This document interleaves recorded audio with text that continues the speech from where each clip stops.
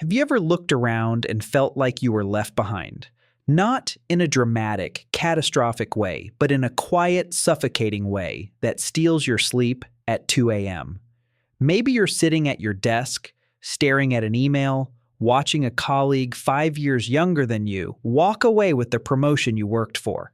Or maybe you're sitting in your car after another ordinary, exhausting workday, scrolling on your phone, seeing another acquaintance buy a home, start a business, or speak with complete certainty about who they are. And as you lock your screen, staring into the dark reflection, one question quietly burns into your mind. Why am I still stuck? If you've ever felt like life started for everyone else except you, what you're experiencing isn't a lack of discipline. It isn't lazy design. And you haven't missed your chance. What if the men who succeed later in life aren't delayed at all? What if their minds are following a completely different, highly complex psychological timeline? One that actually makes early success almost impossible. Because here is the truth most people never realize. The strongest, most unshakable identities in human history are rarely built through early victories. They are forged through years of silent, agonizing uncertainty. And over the next few minutes, you are going to discover why what feels like falling behind right now is actually your brain executing a dangerous, high-stakes process designed for a completely different kind of success. Think back to that quiet question in the car. What's wrong with me? Psychologists have long studied something called the social clock, the invisible timeline built into modern culture that tells us when life is supposed to happen. Graduate by 22. Build a career by 28. Have your life entirely figured out before your 30s. The strange part is that the social clock isn't a law of physics. It's a social construct. Yet your brain treats missing these artificial milestones as if you were facing real, immediate danger. Why? Because your brain evolved in environments where isolation meant death. For thousands of years, falling behind your tribe threatened your survival. Today, that ancient alarm system still fires at full volume, even when the only threat is an announcement on a phone screen. But that is only the surface of what's happening inside your mind. Many late bloomers don't struggle because they lack talent. They struggle because they are unusually sensitive to psychological mismatch. Imagine wearing shoes that are only one size too small. You could walk in them. You could hide the pain. People around you might never notice a thing. But every single step quietly drains your physical and mental energy. An ill-fitting identity works the exact same way. You might have a respectable job, a predictable paycheck, a title your family brags about, yet every morning feels like dragging weights uphill. Psychologist Leon Festinger defined this internal war as cognitive dissonance, the severe mental tension that explodes when your daily actions conflict with your deep core values. It doesn't always look like a dramatic breakdown. More often, it shows up as chronic exhaustion, silent resentment, or the terrifying feeling that you are playing a character in someone else's life. Your brain isn't sabotaging your life. It is refusing to let you settle for a fake one. And that's why so many men leave comfortable careers, tear up their plans in their late 20s or 30s, and spend years searching for work that finally resonates. From the outside, society calls it inconsistency or failure. From the inside, it is an intense, necessary filtration process to discover where you actually belong. Understanding these hidden patterns of human behavior is what changes everything, and if you want to master the psychology behind your mind, taking a second to subscribe ensures you never miss a step in this journey. Now, this brings us to a profound psychological paradox. Think about every failure you've absorbed so far.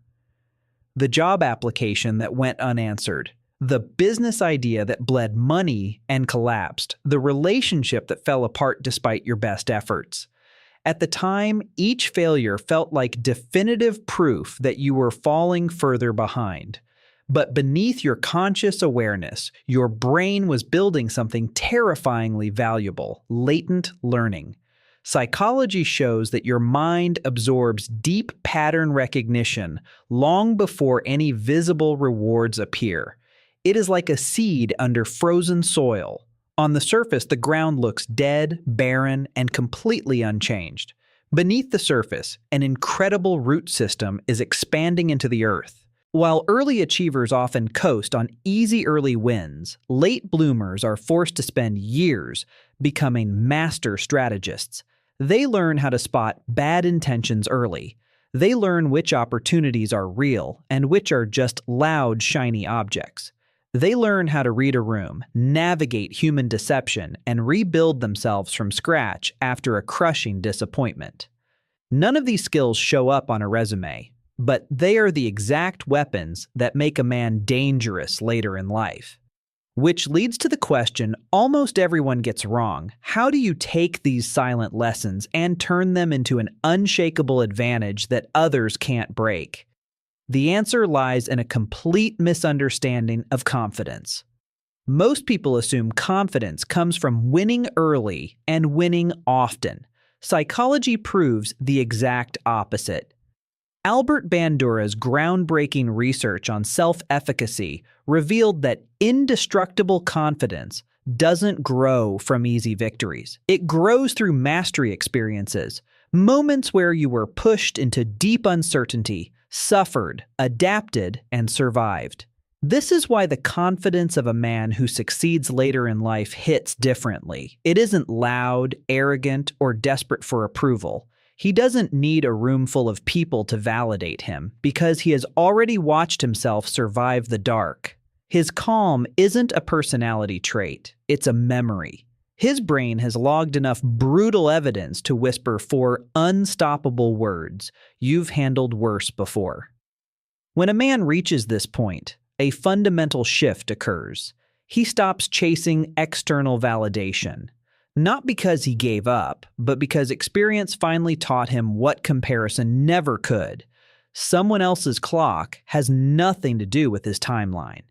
The artificial pressure that used to consume his mind evaporates, and in its place, he gains the most lethal asset a man can possess: absolute clarity.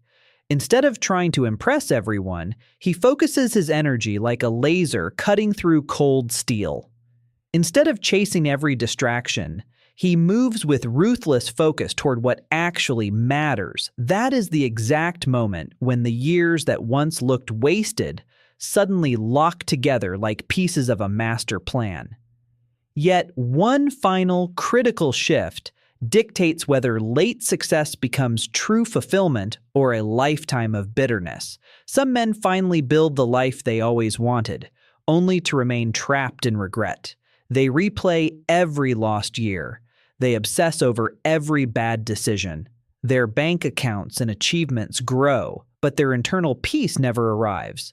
The men who build true mastery tell a completely different story. They stop asking, "Why did it take me so long?" And they begin asking, "What did those hard years teach me that easy success would have destroyed?" That single question rewrites your entire history. The failed jobs become clinical self-discovery.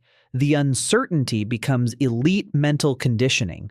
The slow, silent years become the unbreakable bedrock beneath your feet, because ultimate success isn't just about arriving at a destination. It's about forging a man strong enough to carry the weight of that success without breaking.